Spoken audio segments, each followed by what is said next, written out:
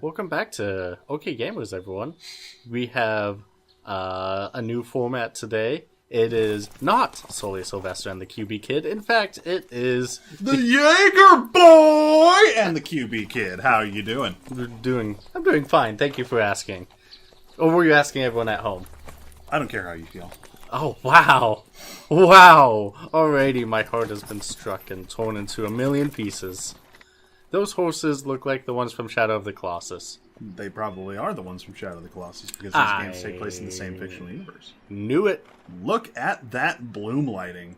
Holy fuck. Oh, wow. That is intense.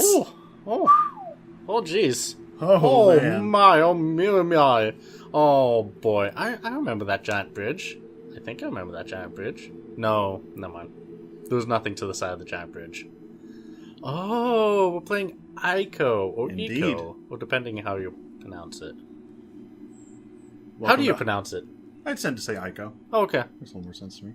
Welcome to Ico. It is a classic 2001 game by Sony Computer Entertainment, development team on that, a group within that company called Team Ico. And wait, so they made a game all about themselves? No, they just named themselves after the game they were making, kind of like how Resident Evil's team was called Team Horror. Oh, okay. Yeah. I guess that makes sense.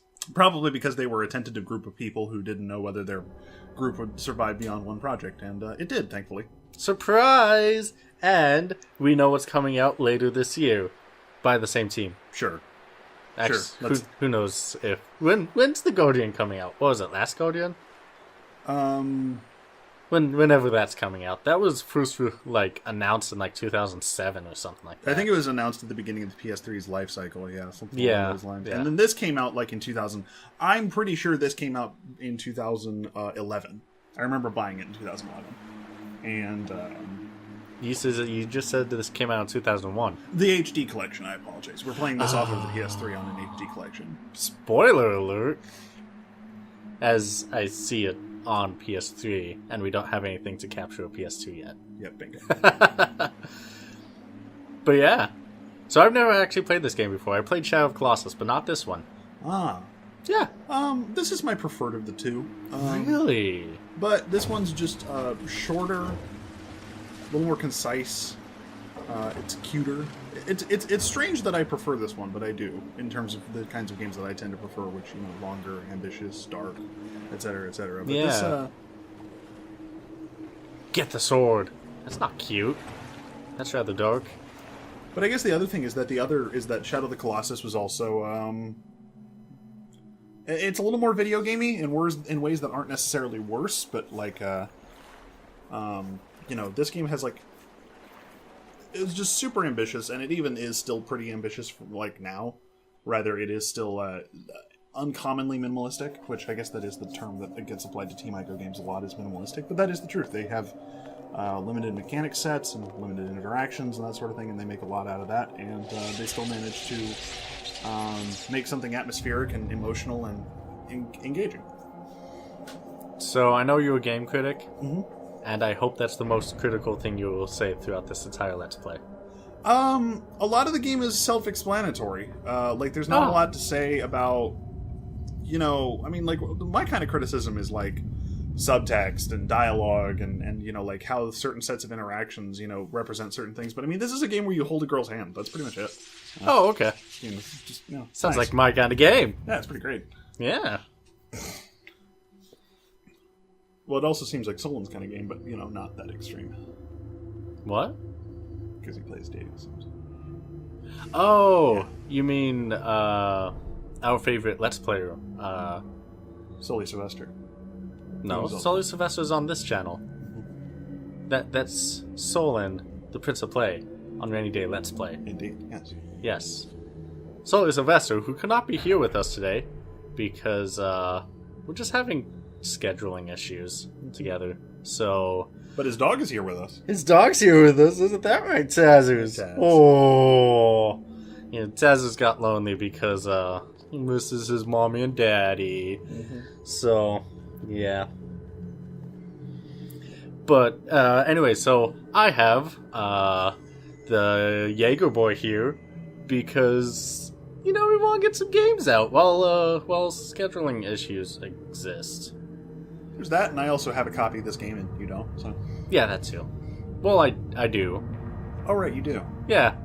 It's just I've never gotten around to Eco. Oh, wait.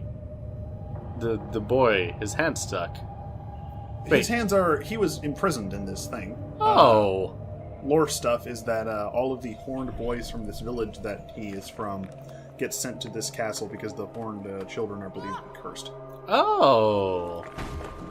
That sounds familiar to the sequel. Yeah. Mm-hmm.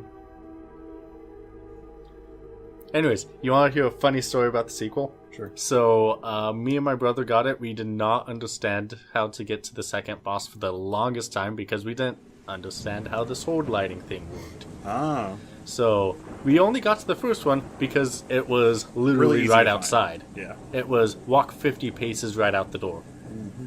And so, we got it. It made sense. We did it. Time to go to the second one. What? Where in the world would that be? And then we had a couple Japanese exchange students over, and they just beat the entire game in one night. Just bam, bam, bam. All done. And we were like, wow, we're stupid. It's the light that leads the way. It reminds me. There is an Adam Sandler movie of all things. I actually kind of like it, called Reign Over Me, which is about. I think Adam Sandler's character was this guy who, like, his family was died in the 9/11 attacks because they were on the planes or something like that. Oh. Very grim movie. But I just remember one of the things about it is that he plays Shadow of the Colossus obsessively, and they use. First of all. Yeah. Oh. Be full pixel mode on. There we Oh. go. Much better. Jesus. Probably turn the brightness down a little bit as well because it's like super intense. Yeah. Oh, that's for 3D television too. Okay, yeah, no, we're not doing that. Yeah, that should do it. Okay, cool. Anyways, Adam Sandler movie that was super dark and grim. Right, and but one of the things is that he obsessively plays Shadow of the Colossus. Mm-hmm. And well, one, it's the only time I've seen a video game used as like a metaphor for anything in a movie, which I thought was pretty cool.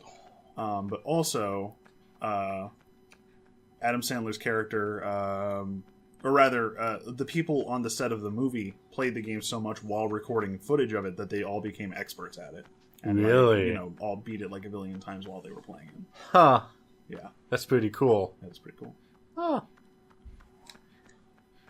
Whoa. Oh, look at this dog. You guys can't see this dog, but this dog is like... It was a very sweet dog here who's like, very lonely. Like splaying out like, love me. When are they coming back? Mm-hmm. Ah.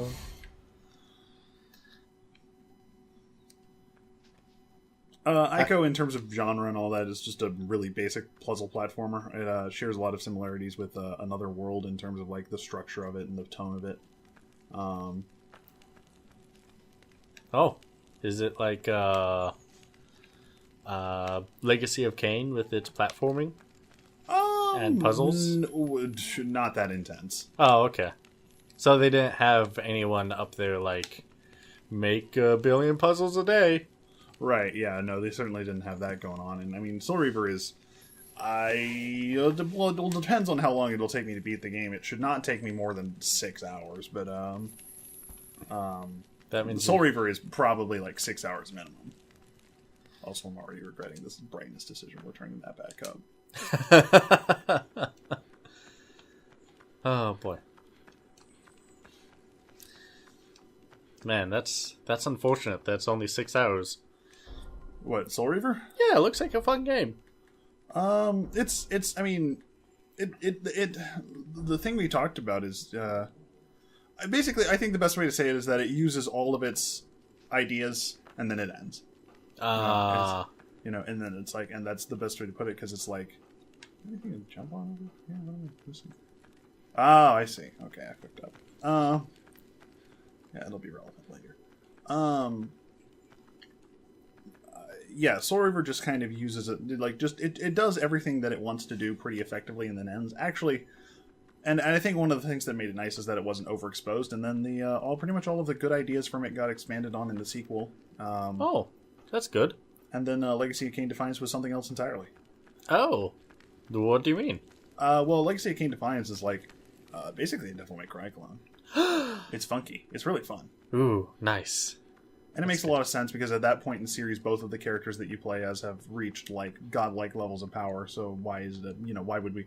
They never do the thing where you lose your powers. Oh, okay. Yeah. So I mean, in Soul Reaver 2, you automatically have the gate shifting ability, the wall climbing ability, all that stuff. Thank God. Yeah. No. I mean, I can understand why video games do the whole, oh, look, you lost everything that you gained last time, but it's also really obnoxious. I just don't understand why when video games do that they're sequels. I just like, why don't you just like take the same character and just like slightly different premise, like a Dragon Quest game or something. It's just like, well, in all of these games you have to get the whip and the bomb and all that sort of thing, and it's just like, well, you just restart it every time. Or it's like a Legend of Zelda game, or a Mario, or just any kind of storytelling that, like any oral storytelling. Yes. Yeah, patterned, recurring, slightly different every time. Iterative. Yeah, exactly. I mean, otherwise, it's just kind of gimmicky. Mm-hmm. Like the God of War series. I mean, so much gimmicky going on in that game. A lot of gimmicky going on. Oh, so many problems that I have with that game.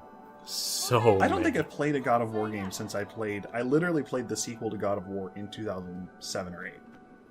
I don't think I've played a God of War game since then. And not that there's any great reason to, but, it's just occurring to me that...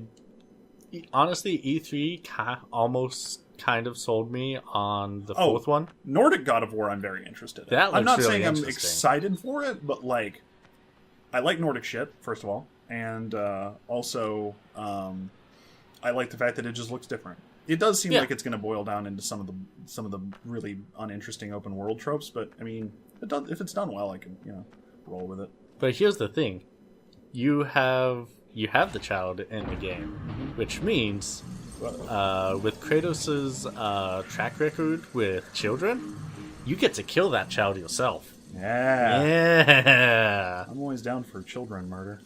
Children murder. You like children murder, don't you, Jackson? Oh, the puppy likes killing kids. Yeah. Oh, he's very excited about killing kids. Yeah. He's giving us the worst luck right now.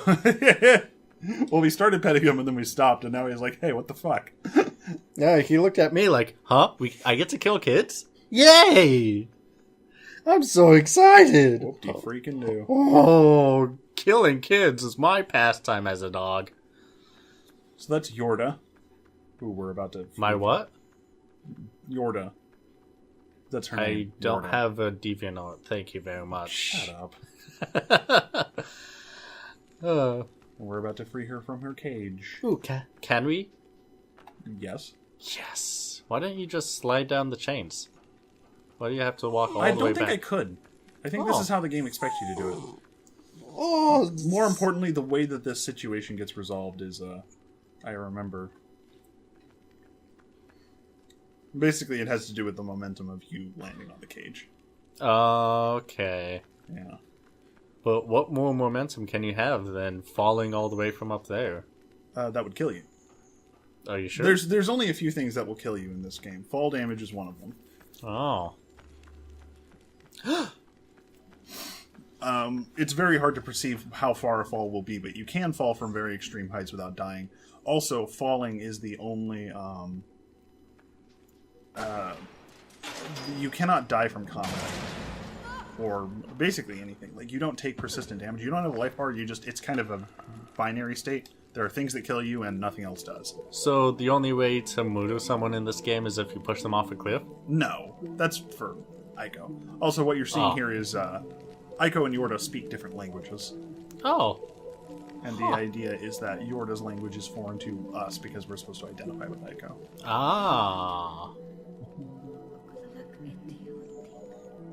He also has a pot on his head. Honestly... No, he has tape. He has, like, medical tape. Kind of looks like Colander to me. hard for me to pet you when you put your head, like, where I can't pet you. Like, crushing up my hand against my body. Man, you're not the smartest dog.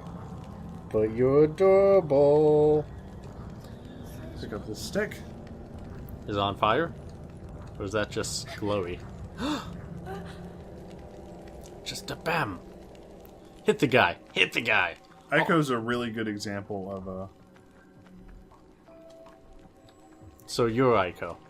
Yes, you play as Ico. Oh, okay. This is a really great example of a game where combat actually feels relevant, despite being incredibly simplistic.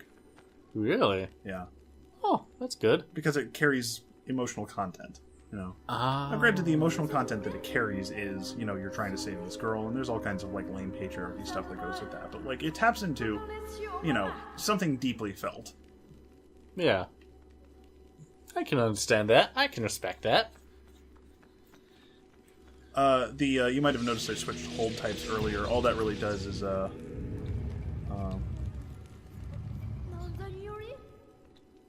What does it do? switching hold types just allows you to,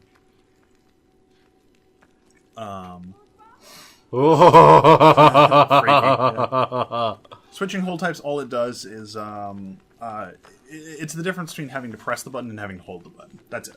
Oh, okay. Yeah. So you just press R1 once and then you'll hold a... Yeah. Hey, you owned a trophy. Where's the girl? You left her behind. Did Don't I? you remember? Yeah.